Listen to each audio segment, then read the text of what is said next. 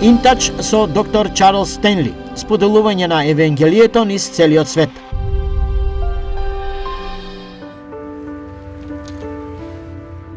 Израснав во дом кој немаше вода. Додека растев, живеевме во гаража.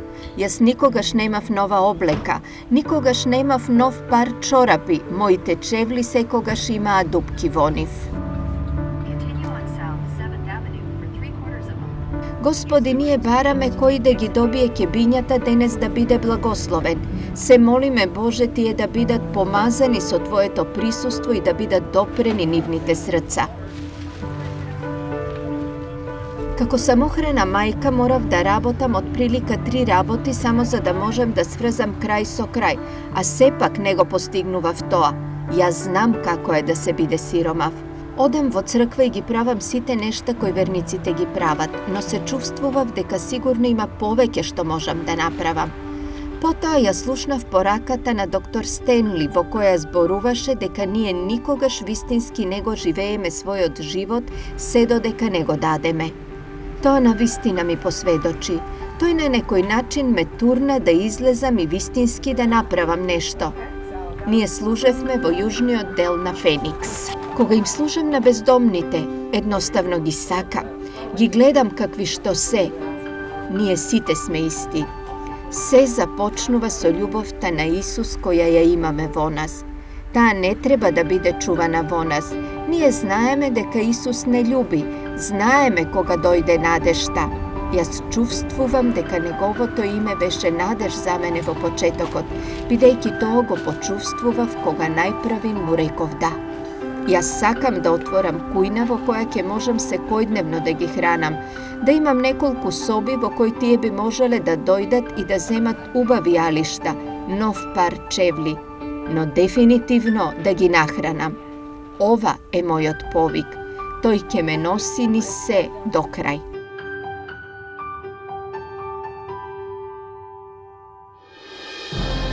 Следно на Интач, исцеление на нашите маки. Некој те повредил пред 1 година, пред 10 години или многу поодамна и поради некоја причина длабоко во себе не можеш да го заборавиш тоа. Понекогаш си велиш дека никогаш не се случило, но длабоко во себе знаеш дека се случило. Затоа се обидуваш да го негираш, но тоа не функционира. Го потиснуваш, но секогаш успева пак да исплива и понекогаш се појавува на засрамувачки начин. Ти знаеш длабоко во себе дека нешто кое не можеш да го идентификуваш си има случајно таму. Всушност, можеш да впериш прст кон личноста. И она кое навидум била мала повреда на почеток, се зацврстило како бетон во твојот ум. Едноставно е таму, лежи таму, прикачено е. Таму е товарот на тоа. Ти би сакал да се ослободиш, би сакал да го нема, но едноставно не можеш да го направиш тоа. Си бил повреден толку лошо што мислиш дека никогаш нема да можеш да го надминеш тоа. Па, пријателе, јас сакам да ти кажам, да, ти можеш, бидејќи ако ти не ги надминеш болките од минатото, она кое ќе го осознаеш е следното. Тие болки можат да направат голема штета во твојот живот. Сите доживуваат повреди во текот на животот. Деца се повредени од родителите. Родителите се повредуваат меѓусебно. Пријателите се повредуваат меѓусебно. Болката е само дел од животот во општеството во кое јас и ти живееме. Луѓето ни кажуваат нешта кои не треба да ни ги кажат. Понекогаш тоа е многу намерно, понекогаш е злонамерно озбурување, понекогаш е физичка повреда, понекогаш е злоупотреба на дете, злоупотреба на тинејџер, злоупотреба на друг возрасен. Секакви нешта кои предизвикуваат болка навлегуваат во нашите животи. Така, она кое треба да го направиме е да одлучиме како ќе се справиме со оваа болка. Дали јас ќе се справам со болката на начин која ќе ме повреди во секој аспект од животот, или ќе научам како да се справам со болката на начин на кој можам да ја поднесам и правилно да се справам, можејќи да научам нешто од неа, да извадам нешто од неа, да пораснам како резултат на неа, не дозволувајќи и да ме повреди, бидејќи Бог не сака ние да одговараме на болката на начин на кој ќе бидеме обесхрабрени во животот, да ја изгубиме својата вера и сведоштво, да чекориме низ животот, носејќи некаков емоционален товар кој никогаш не успеавме да го избегнеме. Затоа би сакал да свртите во Ефесјани 4 глава. Во ова 4 глава од Ефесијани, која е едно од моите наомилени книги од Словото, бидејќи Павле набил толку многу теологија во првите 3 глави и толку многу практично христијанско живење во последните 3. Во оваа глава тој зборувал за нешто со кој јас и ти треба да се справиме во нашите животи. Зборува за обновување на умот, справување со гнев и така натаму. Тогаш тој вели, ако приметите, кога привршува во 30 стих, тој вели: и не жалостете го Светиот Дух Божи со кој сте запечатени за денот на избавувањето. А ние го жалостиме на многу начини, некој од кои тој ги споменува како нашиот говор и слично. Тогаш тој вели во стих 31. Секое огорчение, јарост, гнев, викање и хулење да бидат отстранети од вас со секаква злоба. Бидете еден кон друг добри, милостиви, проштавајќи си еден на друг како што и Бог ви прости вам во Христ. Сега, јас мислам дека сите знаеме дека има некои болки во животот кои можеме да ги простиме доста едноставно, велејќи: па добро, знаеш, ти ме повреди, но јас ќе го надминам тоа. Разбирам дека ти направи грешка. Или разбрав дека во тоа време од твојот живот ти минуваше низ нешто што и да е. Потоа ги имаме оние болки кои се толку длабоки во животите на луѓето, што поради некоја причина ти едноставно не можат да го надминат тоа. Тие одат на црква, го слушаат Словото, ја знаат вистината и велат: па знаеш, јасно ми е дека Бог го вели тоа и вака се чувствувам, но и некако често личноста не сваќа дека чувањето на болката им носи многу штета во секој дел од животот. Така, чувањето на болка честопати е безбедност за нас. Кога една личност долго време чувствува некоја болка, по некое време самата помисла да се откаже од тоа се претвара во поголема закана од штетата која таа болка им ја нанесува во животот. Кога мислам на малите деца кои се раѓаат и се злоупотребувани од своите родители, дали сексуално, физички, па дури и вербално, тие растат и треба да живеат со овој товар цел живот. И она кое се случува е дека тие растат исполнети со гнев кон своите родители. Како резултат на тоа, врската никогаш не е онаква каква што треба да биде. И тие минуваат низ животот, прашувајќи се: зошто се чувствувам вака? Зошто се чувствувам вака кон своите родители или кон некој друг? И така, често не можат да идентификуваат што е, бидејќи она кое го велате: о, да, јас бев повреден таму, но сите искусуваат болка и затоа јас едноставно го заборавив тоа. Не си го заборавил. Знаеш, болката не можеш едноставно да ја заборавиш. Со болката мора да се справиш на еден или друг начин. Болки кои не се третирани правилно, ќе ни наштета во секој дел од нашите животи. Затоа сакам да го погледнеме ова, бидејќи еве што се случува. Тие болки во нашите животи, ако не се правилно адресирани, ќе се развијат во непростувачки дух. И многу често тој непростувачки дух може да биде многу суптилен, а ова е многу вистинето кога е резултат на нешто кое ни го има направено родител, бидејќи природен, нормален одговор за една личност да рече: знаеш, на крај таа ми е мајка, на крај тој ми е татко, па секако дека го сакам својот татко, секако дека ја сакам мојата мајка. И некако ова: јас сакам мајка ми, го сакам татко ми, секако тие се мои родители, е некаква форма на вербален обид да се прикрие и да се стави слој врз слој на заборов за она кое се има случено наназад. Она кое ти го кажувам е ова: не исчезнува само затоа што ти велиш: јас ја сакам својата мајка, го сакам татко ми. И многу често, ако таму имало вистинска болка, ти не ги сакаш вистински. Ти би сакал да ги сакаш, сакаш да ги љубиш, треба да ги ljubиш, би требало да е така. Ние велиме во своето срце и затоа мислиме дека го правиме тоа, кога длабоко внатре во себе таа болка е како длабок рак во нас. И додека на површина се изгледа доста добро, длабоко во себе тоа никогаш не зацелило. Тоа станува како протечен отров. Го трови целиот наш систем. Ова е причината зошто подоцна во животот родителите и децата доаѓаат до голем конфликт. Се случува избовнување и некој вели: па јас размислував за ова или јас се чувствувам вака со години и години веќе. И понекогаш некој ќе му рече на својот родител: пред 20 години, пред 30 години, пред 40 години, еве што ми направи ти. И понекогаш тоа е нешто за кое родителот не ни бил свесен дека го направил. Или нешто кое некој пријател го направил пред неколку години за кое не ни бил свесен. И цело тоа време ова било таму. Понекогаш ова оди толку длабоко, се до сршта на твоето срце и душа. Ти си потресен од ова, можеби си доста вознемирен од ова и не можеш да се опоравиш. И така, ние треба да се повлечеме и да речеме: добро, како треба јас да одговорам на ова? Сега слушнете внимателно. Никој не може да предизвика јас и ти да имаме дух на непростување. Никој не може да не предизвика да го направиме тоа. Никој не може да ме натера да имам непростувачки дух. Никој не може да ме направи гневен. Никој не може да ме направи хостилен. Никој не може да ме натера да имам злоба во срцето. Тоа се одговори за кои јас треба да се согласам со моето емоционално битие, дали да ги прифатам или одбијам. И така, ако јас им дозволам на овие емоции да ме водат и да ме доминираат во мојот живот, да ме контролираат, тоа е затоа што јас сум избрал да бидам гневен. Јас сум избрал да имам злоба. Јас сум избрал да не простам. Јас сум избрал да имам таков став. Сега, еве што ми помогна мене над се друго во мојот личен живот. Тоа е, кога размислувам за фактот дека Господ Исус Христос отиде на крстот, тој ги зеде сите мои гревови на крстот со него. Без разлика што сум направил, што некогаш ќе направам. Тој веќе ми има простено за секое поединечно нешто. Како можам јас да се лутам на другите или да не им простувам, кога тој ми простил мене?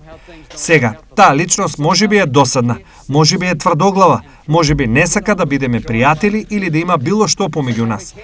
Како тие ќе одговорат е едно нешто. Како другата личност ќе одговори е едно нешто. Но проблемот е како ќе одговарам јас, дали јас ќе дозволам духот на непростувањето, болка во мојот живот, да стане нешто штетно за мене. Или ќе одговарам без разлика како ќе одговори другата личност. Кога тој вели: ставете ги овие нешта далеко од вас. Тој вели: сета злоба и бидете љубезни еден кон друг, милостиви, простувајќи си еден на друг како што Господ ни прости нам. Па кои се штетите со кои се соочуваме јас и ти? Првото нешто е оштетени емоции. Има многу луѓе всушност, веројатно повеќе луѓе, не би рекол сите, но повеќето луѓе им биле оштетени емоциите во одреден момент во животот. Тие живеат со оштетени емоции. На некој начин не го ни приметуваат тоа. Тие не разбираат што е тоа. Едноставно знаат дека се несрекни, само знаат дека немаат задоволство, само знаат дека за нив работите не содействуваат. Тие никако не успеваат вистински да уживаат во животот и да напредуваат.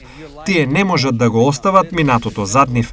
Јас ќе ви кажам дека една од трагедиите во животот е да најдеш некого што ги држи минатите болки, ги држи минатите рани.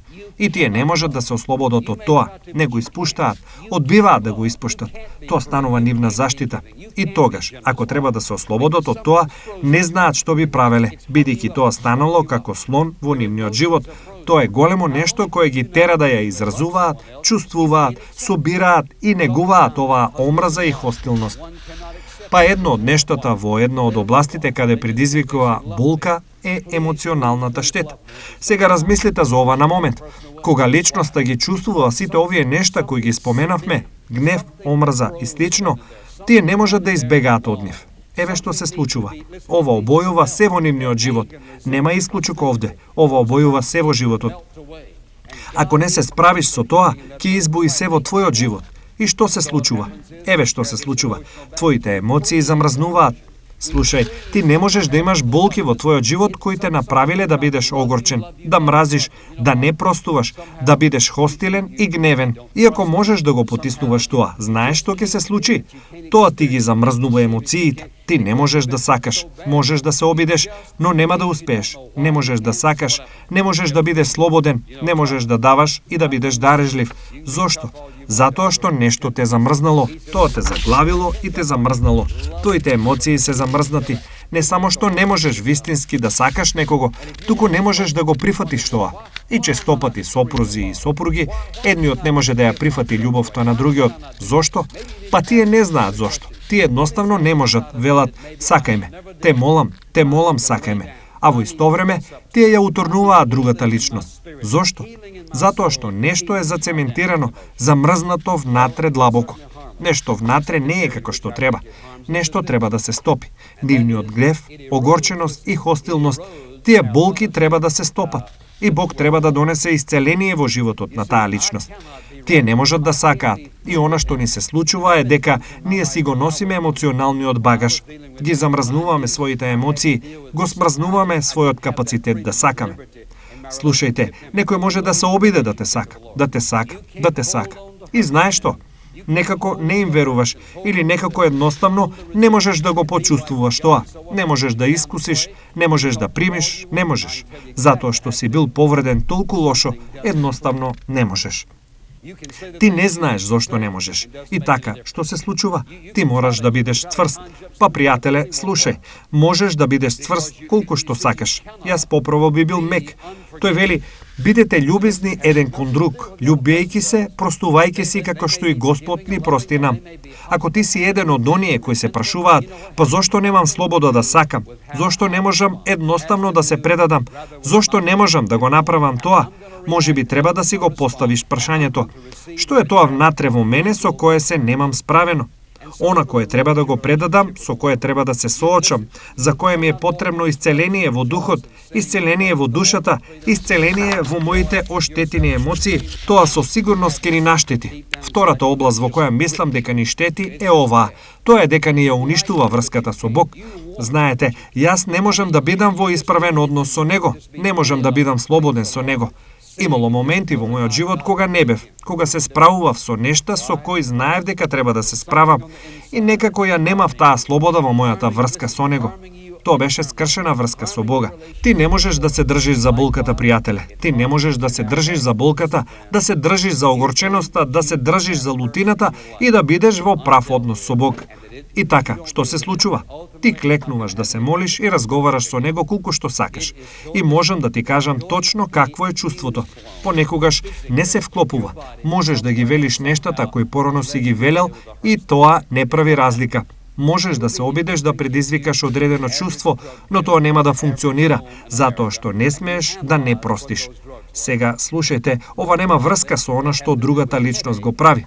Тие можеби простиле и љубат, или можеби се хостилни, гневни, огорчени или мразат. Знаете што? Тоа нема врска со начинот на кој што јас ќе одговорам. Тоа е поврзано со мојата врска со Господ и како јас ќе одговорам, како јас ќе се однесувам, како јас ќе ги примам или одбијам, како ќе се справам со тие болки.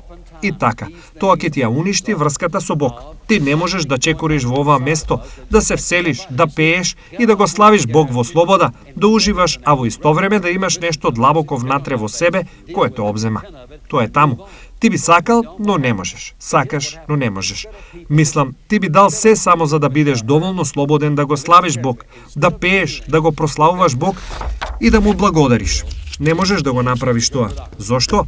Бидејќи има нешто во тебе кое ти штети. Тоа те повредува однатре и ти штети на врската со Бог. Но, исто така, тоа ти штети на здравјето. Сега, слушни пријателе, ако мислиш дека можеш да имаш болки во животот со кои не мора да се справиш, ако не се справиш со нив, тие ќе влијаат врз тебе. Подобро пак да размислиш. Тие ќе испрснат како струја врз твоето тело некаде, некако, се додека не се справиш со болките кои се таму. Тоа ќе се случи.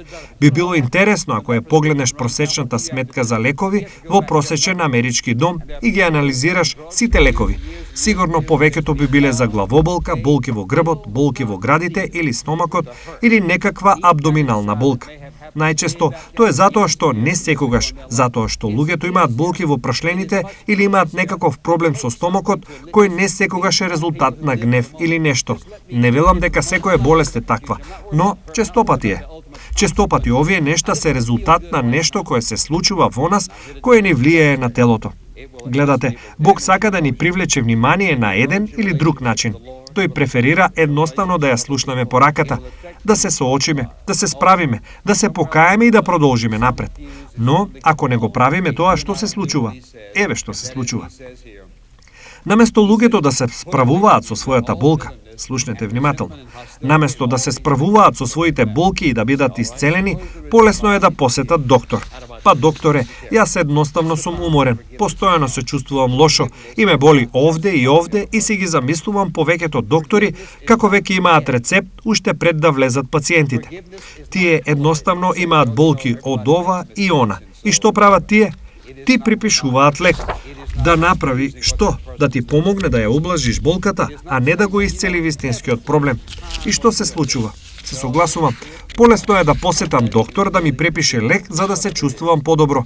Но што се случува? Кога таа рецепта ќе истече, што треба да направиш? Да се вратиш и да побараш друга. И постојат луѓе кои се на лекови со години и години и години, затоа што не сакаат да се справат со болката длабоко внатре, која можеби се случила пред многу години во нивниот живот. Овие се луѓе кои живеат за сегашниот момент.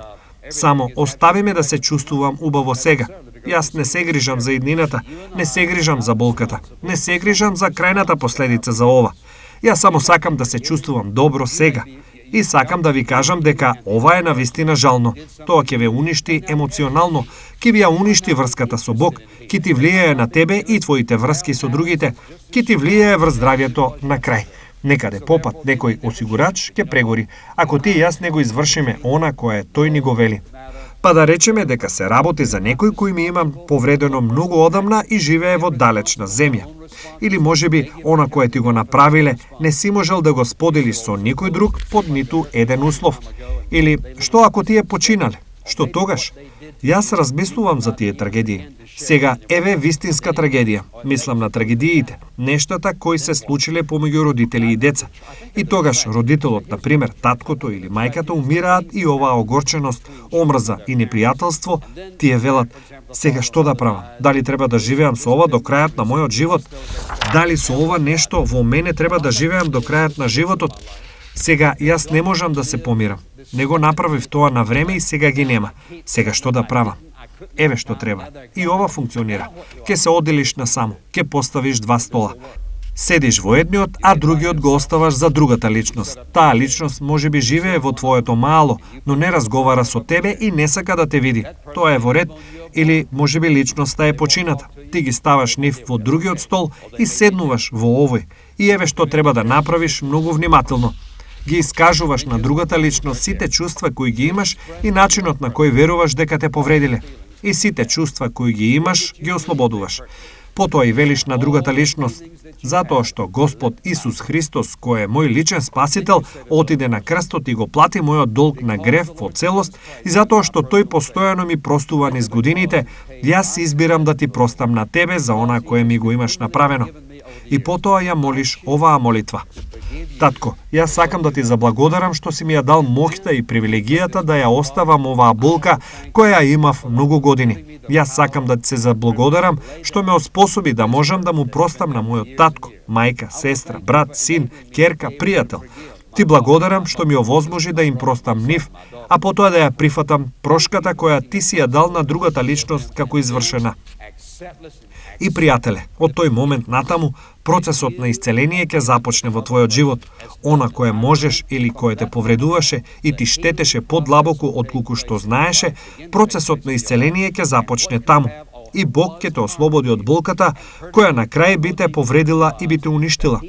Сега само ти знаеш кој во твојот живот, што во твојот живот, кое искуство во твојот живот ти има предизвикано голема болка. Само ти знаеш колку длабоко и колку уништено се чувствуваш. Јас разбирам дека има ситуации и околности кои се толку разочарувачки, злобни и одвратни, толку лоши и повредувачки, толку болни и тешки за справување. Го разбирам тоа. Веројатно, никој не разбира како ти се чувствуваш. И така, не можеш да се споредуваш со другите. Само треба да си го поставиш прашањето: дали сакам болките да ми наштетат физички и емоционално и врз мојата врска со Бог и врските со другите. Или сакам да сум исцелен. Тоа е одлука која ти треба да ја донесеш. Јас само го велам ова: Бог Таткото, ако ти веруваш во Неговиот Син, Господ Исус Христос како свој личен спасител, Светиот Дух ќе дојде во твоето срце и еве што ќе направи. Тој ќе те оспособи да можеш да простиш. Тој ќе ти даде сила и ќе ти помогне. Тој ќе стави таква љубов во твоето срце што ќе ја погледнеш другата личност и различно ќе размислуваш за неа. Честопати ќе ги видиш од друга перспектива. Ти ќе ги видиш како некој кој бил повреден во животот и затоа само реагирале на тебе. Сето тоа во време од својот живот тие реагирале на погрешен начин. Во момент на слабост тие направиле нешто кое длабоко те повредило. целиот твој став ќе се смени. Еве што ќе се случи. Кога ти му веруваш на Господ како на свој спасител, тој те оспособува да простуваш бидејќи за прв пат во твојот живот ти ќе сватиш што значи да ти биде простено. И така, јас сакам да те охрабрам, ако кога никогаш не си му поверувал на Исус Христос како свој спасител. Пријателе, ти можеби мислиш дека минуваш низ животот, но знај, вистината е дека имаш болка на подлабоко невидливо ниво. На крај, тоа ќе има ефект врз твојот живот. Ако ти си верник и знаеш дека си спасен, а сепак велиш, па знаеш, јас мислев дека ќе ги заборавам тие нешта. Јас мислев дека ќе заборавам со тоа што ќе оставам настрана, тоа ќе исчезне. Но не е така. Јас сакам да те охрабрам. Може би велиш, па јас не сум за тоа да седнам и да зборувам со некој. Обиди се, ако не сакаш да го направиш тоа, еве што правиш. Им пишуваш писмо, само го пишуваш дали на рака или било како. Само напиши ги сите нешта кои ги чувствуваш и потоа се отвораш во писмото. Напиши ги своите молитви во писмото и потоа изгори го. Со тоа горење си оди твојот гнев, омраза, непријателство, огорченост и сите болки кои си ги држал низ сите години од својот живот. Пријателе, таткото сака да бидеш слободен. Еве што тој вели. Тој вели, ако ја дознаеш вистината, вистината ќе те ослободи. И еве е вистината која те ослободува. Кога ти и јас сме подготвени да простиме, дури како што нашиот татко ни простил нам, ние ќе бидеме ослободени од болката. Ќе бидеме слободни од штетата која тие болки ја предизвикуваат, ако само му веруваме за тоа. Ако сте благословени од денешната програма, ве молам посетете не на веб страната www.intouch.org. InTouch, водејќи ги луѓето низ светот во поголемо заедништво со Исус Христос и зајакнувајќи ја локалната црква. Оваа програма е спонзорирана преку службата во Контакт и овозможена преку Божјата благодат и вашите верни молитви и дарови.